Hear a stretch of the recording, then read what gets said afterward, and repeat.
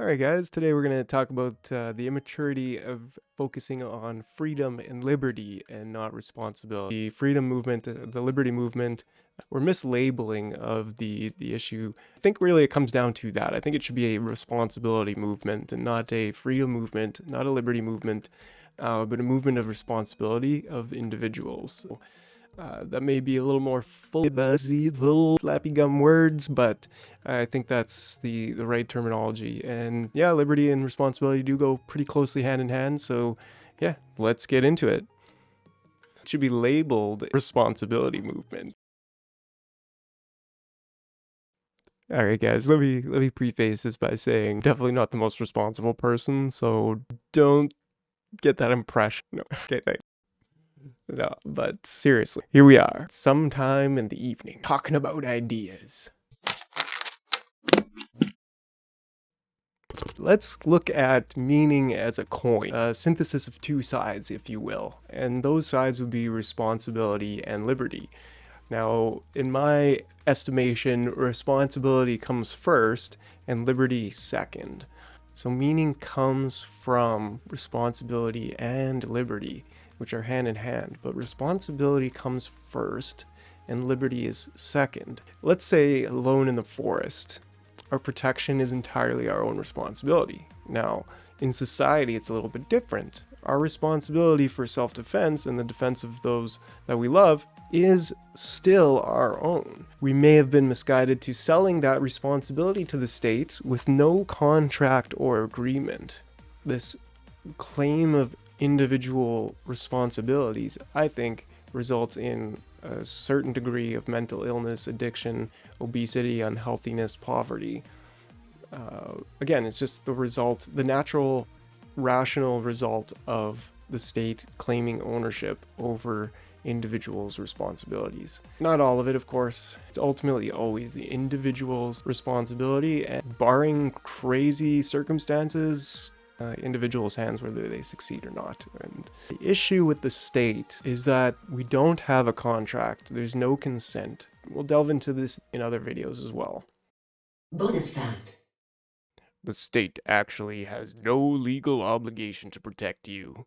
The state lays claim to everything as chattel property. Today, we report feudal lords in a state who claim ownership over individuals, their business, their income, their healthcare, their education, their children, all land, minerals, etc., all claimed by the state.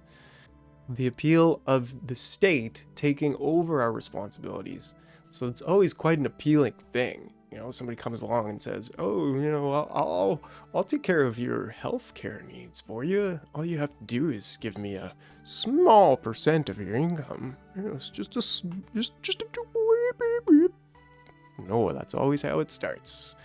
Then, oh, well, guess what? Even at 1% of your income, they lay claim of 1% of your income.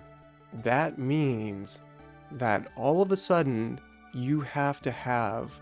Yes, the state uses contortionists to get their way with you. No, they use extortion. Even with 1% of your income claimed in an income tax, that's still all of a sudden a job is created where they have to use extortion to extract that 1%. And you might say, well, 90% of the population will just willingly pay it, and that's awesome. If you know, people feel the duty to give back to society, like that's what I'm saying the state hijacks, because you could better spend that 1% of your income in other places. But the state would say, "Oh yeah, we will take that. It'll be fine. You know, it'll be good. In fact, you know what? It's actually mandated, and it'll be great. Yeah, you know, we'll just and if you don't like it, you're that 10% who wants to just say no. You don't own my income. You have no right to my income.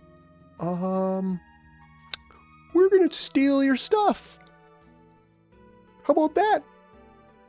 In the States, they'll be like, "We'll put you in jail." And the worst part about that is it's a guilty until proven innocent situation. It's manufactured consent. It turns into an abusive relationship, really. and there's no ability to dissociate, and that's why it becomes an abusive relationship. We have to be able to disassociate from people who become parasites on our being. And ultimately, it's the responsibility of charity. It's not just like the responsibility of earning income or the responsibility of defending yourself. What it comes down to me, is the most meaningful acts that you can do in society. The responsibility of charity, of helping those in need. After taking up the responsibility of serving the community through business, the individual builds themselves into a pillar in the community. This responsibility is stripped from the hands of the people. How meaningful it is to help those in need. How much mental and spiritual health is there to gain from the act of actually helping people? And it's not about being selfish and looking for spiritual gains. Spiritually healthy acts are mutually beneficiary acts.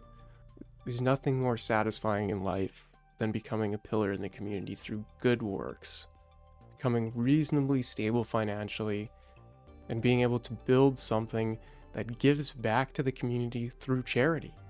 This is the human dream, and it's only done through individuals taking responsibility for their own lives in the deepest sense of the meaning.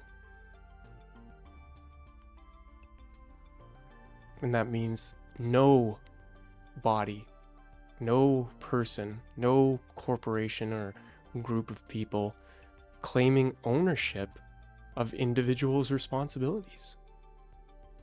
Those responsibilities for healthcare, education, whatever.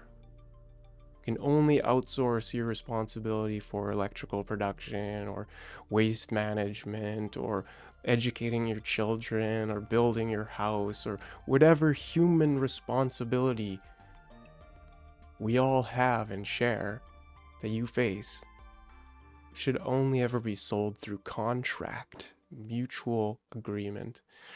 And our political system right now just does not allow that. So thank you very much for watching, and I